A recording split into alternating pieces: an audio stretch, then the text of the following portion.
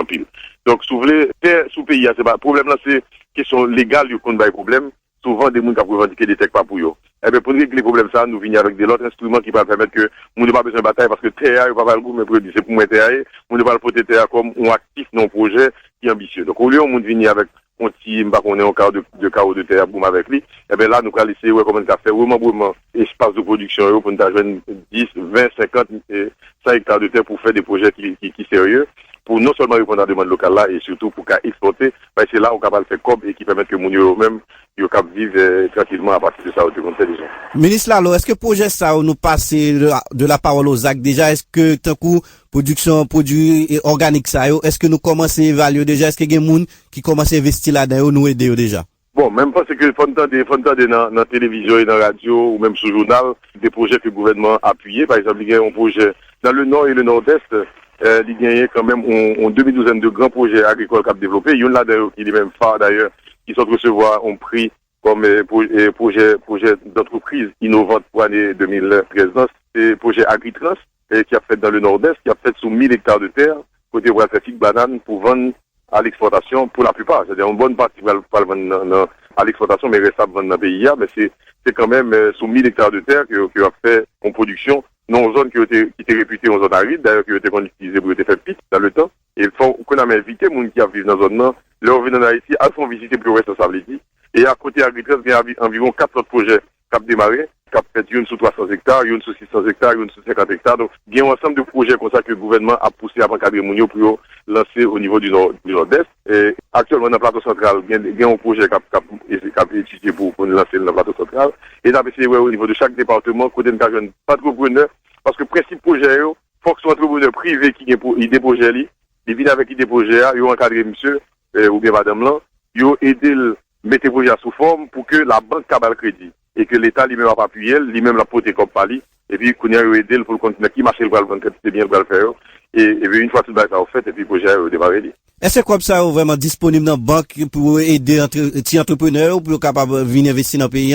Est-ce que par un paquet de démarches pour faire pour l'argent?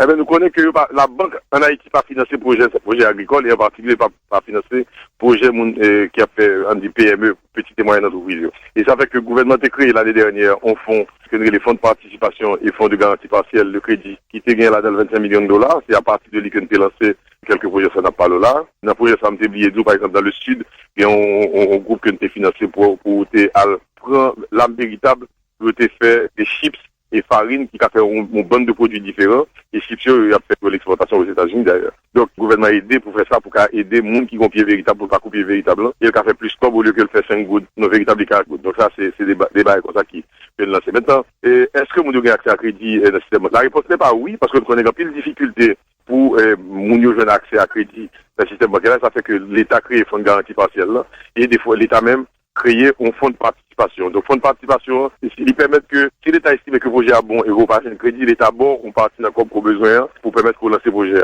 Dans l'autre cas, comme l'État va voir, c'est que l'État lui-même l'investit ensemble avec vous. Donc, comme vous avez un moyen comme qui patiente, il y a bon temps pour exploiter ces activités-là jusqu'à ce qu'on ait moyen pour rembourser l'État sous forme de dividendes. C'est un coup son actionnaire qui investit avec. Alors que dans l'autre forme-là, c'est que l'État qui est dans un bon prêt participatif, c'est leur qui a une difficulté pour joindre comme la banque. Parce que pour joindre, il y a un bon projet, mais nous nous connaissons dans le temps, c'est qu'on a des pratiques côté, nous avons développé le projet, là, c'est comme la banque, il va venir, puis le regarder, le développer le projet de l'autre côté. Donc, pour que il va faire un bon projet, l'État a aidé où, et avec prêt participatif, c'est que l'État lui-même, lui prêter au COP à travers le Fonds de développement industriel qui a bon sous ça. Par exemple, nous avons des autres types de projets que nous mettons, par exemple, pour les PME et pour les entreprises qui peuvent il y a 20 000 là-dedans que l'État va l'aider. Mais là, c'est des entreprises qui ont réparti à travers tout le territoire là. Et dans 20 000 entreprises là, l'État mettait au fond en dans BPH et BNC qui prennent pas crédit pour des gens qui ont fait transformation, des gens qui ont fait jus, des gens qui ont fait mamba ou des gens qui ont fait boulangerie. Ou bien je sais pas, n'importe quel type de projet, eh bien, l'État va aider, nous mettre environ 300 millions de gouttes dans un fonds qui va servir pour accompagner des gens qui ont des projets et qui ont même qui a créé emploi. C'est-à-dire, plus on crée emploi, plus on a accès à des crédits dans le système là pour développer le projet. Ministre Wilson Lalo, dans rencontre communautaire ça, comment ouais accueil l'anté pour et qui question qui est important leader te pose? Bon, moi, j'ai une question qui, en fait, moi qu'a dit qui qu'on soit rappelé là dans la question à poser là pour qu'on est-ce que en pile monde dit que envie quitter envie tourner dans le pays a envie venir investir mais au besoin bien là donc ça pose problème de sécurité mais nous fait ouais que problème de sécurité son problème nous pas dire que il est complètement réglé mais aujourd'hui on pas poser problème de sécurité en Haïti tout le monde connaît que le pays a vraiment un pile progrès en matière de sécurité. Ils ont posé des questions sur affaire crédit, donc nous expliquons comment l'État a aidé, je pense que vous êtes satisfait. Mais aussi, il y a des questions tout par rapport à la douane. Et pour la douane, c'est un pile un peu complète. Et là, nous avons parlé avec le consul Guillaume, où avec lui-même, nous avons envisagé, en tout cas, recueillir toute doléance pour nous.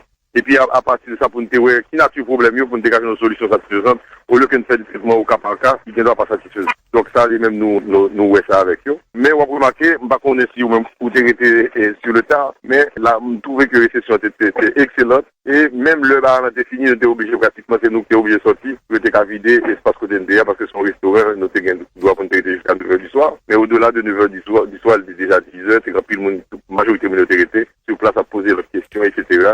Et t'as fait souffler sympathie. Ça veut dire que vous êtes satisfait de l'accueil Moun Miami by ministre économie et finance haïtien? Bon, même parce que Moun était très content, moi-même j'étais très heureux de rencontrer eux et l'accueil là c'était excellent. Moi-même c'était un moment de partage unique et c'est ça ils ont insisté pour que nous fassions un événement beaucoup plus grandiose, pour nous faire dans l'espace plus grand.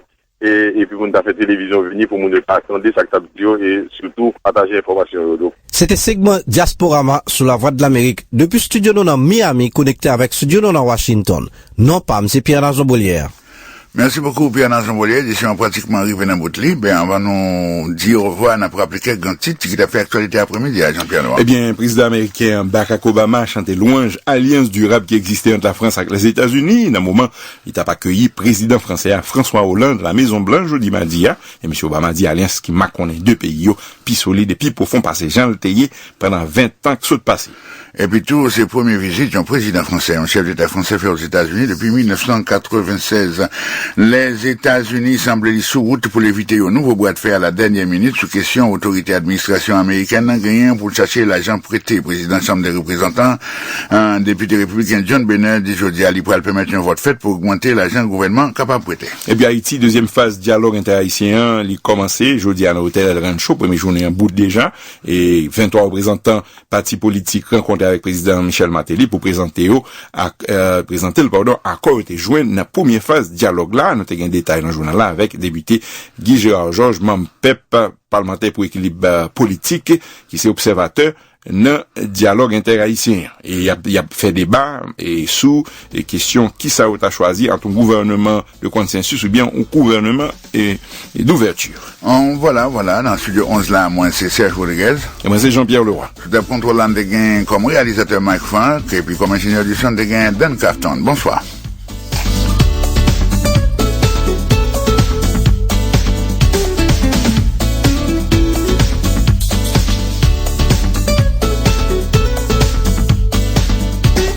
This program has come to you from the Voice of America.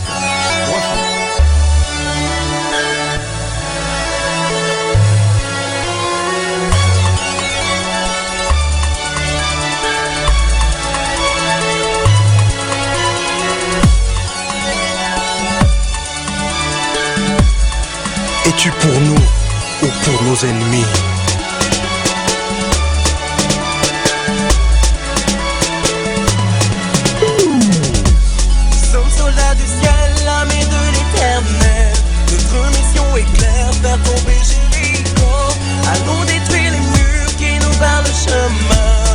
Ensemble vers Jéricho.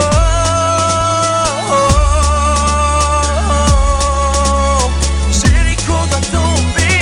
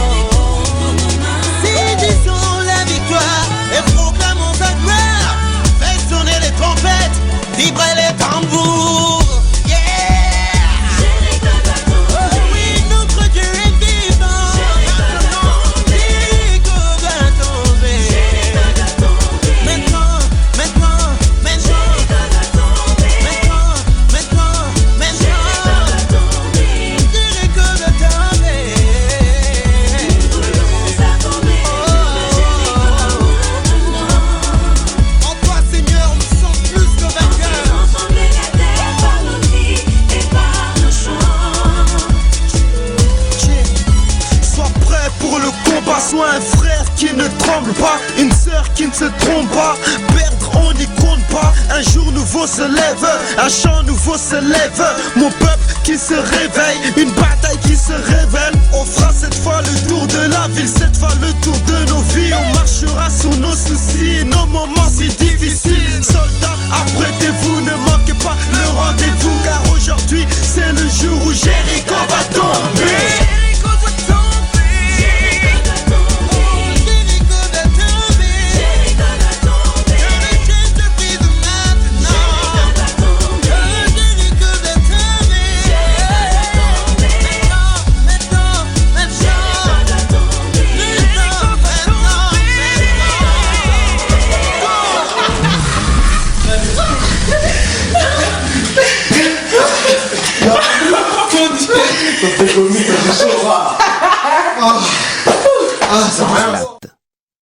Chapitre 4.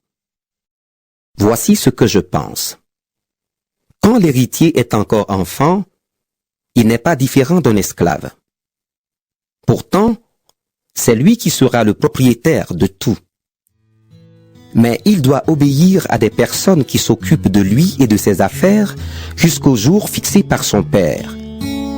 Pour nous, c'est la même chose. Avant, nous étions comme des enfants. Nous étions esclaves des forces du monde.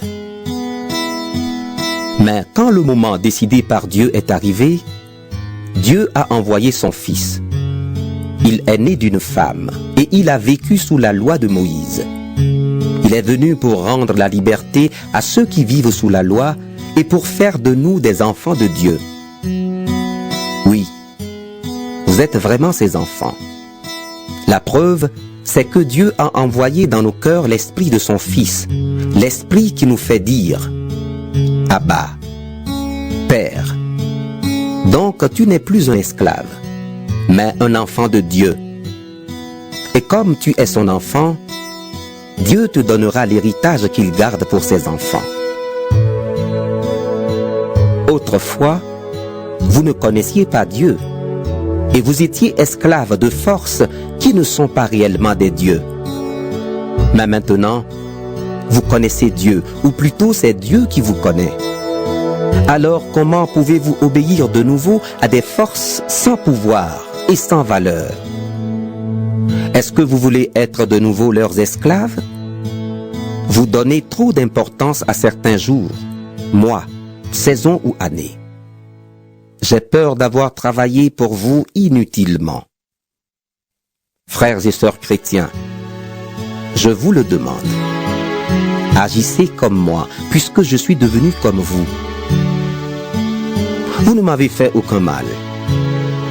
Vous savez à quelle occasion je vous ai annoncé la bonne nouvelle pour la première fois. J'étais malade. Mon corps n'était pas beau à voir. Et pourtant, vous ne m'avez pas laissé de côté. Vous n'avez pas été